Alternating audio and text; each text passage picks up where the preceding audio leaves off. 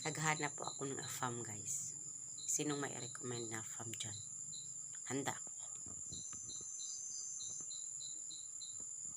Basta magkapera lang.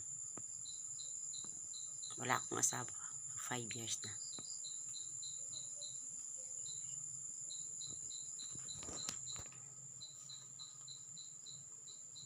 May 2 akong anak. Sana matulungan niyo ako. Maraming salamat, guys. Good night. Sa lahat ng nanonood. Maraming salamat.